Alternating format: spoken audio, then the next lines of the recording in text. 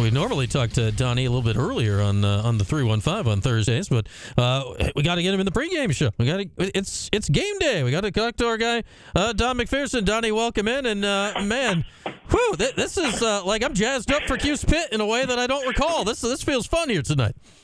What else are you going to do on a Thursday night? Exactly. This is perfect. Yeah, this is great. This is great as we're looking forward to it. Absolutely. You know, and I say this, you played against Pitt. Of course you did. Anyone that played for Syracuse or for Pitt over the last 60, 70 years, they played this game every year. Did this game pop to you back then, Donnie? Because I'm looking tonight, and like it's popping pregame to me in a way that I don't usually, Cuse-Pitt doesn't usually hit me like this. You know, obviously the big game back in those days in the 80s and 70s and 80s was Penn State, but Pitt was also a major rival. We had a lot of talent that came out of Western Pennsylvania and Eastern Ohio, so that whole section of recruiting was big for us. And, I remember, talking about Pitt now at 6-0, there's shades, stories of Dan Marino. Mm-hmm. I was in high school when it was Dan Marino and Bill Fralick. If you remember that, Jimbo Covert on the O-line going up against Tim Green. I mean, there was some great rivalries up front. Lots of great talent in both of those programs back in the 80s. So, yeah, this game definitely did pop for us. It was always a very competitive game, and it's good to see this old rivalry. Some of these young guys might not know it, and some of this coaching staff was probably predates a lot of those guys, but this was always a big game in the 80s and 90s. Yeah, they've played quite literally every year going back to 1955, 80th all-time meeting between the schools tonight, the most played game that Syracuse has in its football history. And, it's a game that matters in the league. I'd say that's the other thing. We talk changing leagues and conference realignment, all this stuff. Don, this is now year 12 in the ACC. I don't get the sense that anyone in the rest of the league has ever really, paid hide nor hair that Syracuse and Pittsburgh are playing a football game. Tonight it matters in the league standings. Like the rest of the league's got to perk up for this one here this year. Yeah, Pitt had a good year, a good run a couple of years ago. I'm trying to think of the quarterback's name, but what's the kid's name now? He was with the Steelers for a minute. Pickett, yeah. They had a good run. What's that? Kenny Pickett we're talking about? Kenny Pickett, yeah, the Kenny Pickett year. They were competitive that year. They've struggled a lot in the ACC, but your point is exactly right. The ACC right now is pretty wide open. Everyone thought that Clemson was going to be the Dollar League, but that early loss really tarnished Clemson's sort of image. But here we go. Clemson sits at the top of the conference at 5-0, and you have I think 6 teams with 1 loss. It's a very, very competitive conference, and obviously Miami 7-0. I mean, you just have 2 great teams in Clemson and Miami, but then you also have a bunch of other teams with 1 loss, including Syracuse, that have a chance to get to the title game. Yeah, SMU still sitting there undefeated in the league. Yep. Pitt's undefeated. Duke's hanging around with 1 loss. Florida State has lots of losses, which remains amusing here at this point of the season since they're Exactly. suing everybody else. And I think that's one of the biggest mysteries. I mean, when have you seen a team go from 13 wins to literally the bottom of the conference in one season? Really a remarkable collapse there in Tallahassee. Yeah, a complete implosion this year. It's been fascinating to watch. As we got Don McPherson with us on the Holbrook Heating Hotline, brought to us by HolbrookHeating.com. And, I want to ask this. This had nothing to do with the game tonight, Don, but you're always up on the happenings of the college football world. Last Saturday night, I think we're all sitting around, we're watching Georgia and Texas. And then a terrible call happens. Then Texas fans throw everything they've got on the field. And then magically the call gets overturned 5 minutes later. Well, what did you make of quite literally the mess on the field in Austin last week? I tell you, it was one of the most remarkable series of events in a game for a couple of reasons. First of all, the initial call of pass interference was absolutely dreadful. It was a horrible, horrible call. The second thing that happened is when the fans started throwing things on the field. I mean, they got there's Sarkisian, he's down there Sark's trying to get the crowd to stop throwing stuff on the field. They've got cheerleaders and groundskeepers. Everyone's pulling, hundreds of bottles of water. Thank God it was water and not, old bottles. But the interesting thing was, and I was hoping that they didn't say this, the announcers said it, and you have to whisper this because fans listen. The fan behavior gave the officials time to look at the call and reverse the call. That's a problem. Right? Because fans are going to say, well, we're just going to do that when we don't like a call. We're just going to throw a bunch of crap on the field, a bunch of oranges, whatever we can get, throw them on the field, and the officials are going to have to reconsider. I think that was the sort of the dangerous thing, because you know how fans are in college football. It just takes a story like that and say, oh, we can have an influence if we just start, we cause a little problem for the refs on the field. So it was without question. And then the reversal of the call. I've never seen it. I've never seen, without video, something that was not reviewable by the rules. They reversed the call, just unprecedented, and the fan behavior in the midst of it doesn't help the narrative. Yeah, the fans, I'm sure, don't care that Texas got fined $250. Like that doesn't affect that. I guess what they are. By the way, neither does Texas. No, the one thing Texas is doing, because this is the World 2024. Like, there is high res video of all of this. They're going and finding like all the student season ticket holders and like revoking their tickets the rest of the season. Which I guess they probably need to publicize that loudly, because that might be the only thing that would stop people from thinking this is a good idea in the future. That's exactly right. They've got to pass some of those penalties down to the fans. Yeah, and that's it was a wild scene. And Kirby Smart kind of said what you did. He's like, what do you think this is going to lead to going forward? I'd say maybe the only good news is it didn't actually affect the outcome of the game. So it won't say, well, this won us the game tonight. Let's go do it again. Right. Exactly. Let's do it again. All right. So we got Syracuse-Pitt tonight. We got Don McPherson with us. I'm just going to assume that that's not going to happen at Pittsburgh. It's not really a throw bottles on the field kind of crowd. Did you ever have that, Donnie? And why was it West Virginia, if that's where you ever had to dodge items on and off the field during your career? If you're a fan of the film The Express about Ernie Davis, which I watch every year prior to the season just to get tuned up for Syracuse football, there's a scene when they're in the tunnel at West Virginia, and Ben Schwartzwalder tells the guys to keep the helmets on. Mm-hmm. Because the fans are throwing stuff at them.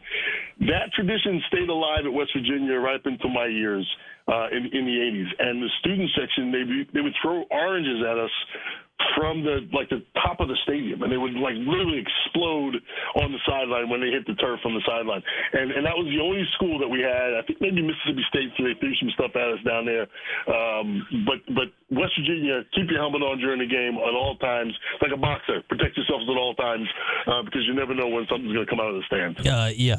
Those stories never really changed, best I could tell, from Syria until they were no longer in the same league together. Always interesting to go down to Morgantown. Oh boy, yeah. Morgantown was a lot of fun. There was a lot going on down there in Morgantown, West Virginia. All right, Donnie. The game tonight here. I think a lot. There's injuries. There's this. There's that. When I look at these games, right, it still feels like a close game. And then I look at Kyle McCord. I'm like, Syracuse has the better quarterback, and it kind of puts your mind at ease right before games like this. It does, but when you have a team that's talking about Dan Marino, and we haven't been undefeated this deep into the season since the Marino days, and there's that kind of excitement. I think Larry Fitzgerald is coming in as going to be an honorary captain. There's a lot of great positive energy in Pittsburgh, and their offense. This might be the best offense that Syracuse has seen. Eli Holstein is a good quarterback. Mm-hmm. His numbers are he's a little bit behind Kyle McCord in yardage, but his numbers are kind of similar. They're 63%. He's spreading the ball around. I think he's got 14 different receivers have caught a ball, several of them in double digits. So he spreads the ball around just like Kyle. He's got a great running back in Desmond Reed, who's not just a good runner, but is also good at coming out of the backfield to catch the football. So he's got some talent, and I think this might be the best offense that matches up with Syracuse's offense, punch for punch, in this football game. I think both defenses are probably comparable. Pitt's defense is probably a little bit stronger against the run than Syracuse, and so it's a good matchup. I'm intrigued about the running back matchup in this game. You mentioned Des Reed. He's an all-purpose guy, right? He'll catch the ball, run the ball. We know LaQuinn Allen does both. They go about it different ways. Reed's quick and shifty, and LaQuinn's doing it with power. But I think this is one of the more intriguing running back matchups you might get in the ACC this year. It is, and I think that the advantage probably goes to Des Reed just because I think he gets more touches. Yeah. Whereas LaQuinn Allen is doing a lot with fewer touches. And like you said, LaQuinn's more of a pounder between the tackles, and Des is going to get out there. I forget what his receiving yards. I think almost 300 receiving yards. So they give the ball to him in space, and he's an electric back out in space. So you're right. I think that's going to be the fun matchup to watch, those two running backs. try to get their touches and try to get their yards. I'd say the one big thing is we're expecting that Trevor Pena will not be available tonight for Syracuse, coming off that clear concussion he suffered in the game on the targeting penalty a couple weeks ago. And man, that was a brutal hit he took at the time. So assuming he's not there tonight, like Kyle McCord's always been like, all right, if you're on the field, like I'm getting you the ball. Based on the offense, based on how good Trevor has been, how big of a loss versus what Kyle's been able to do with everybody this year? How do you balance those two thoughts? I think, Rondon Gatson has come on the last few weeks, and I think he's going to be a real key, important guy in this football game because you might not have Pena, but you still have Meeks. You might not have Pena as your go-to deep guy, your go-to guy. But I think Gatson is that gives you that possession kind of guy. You have Gatson over the middle.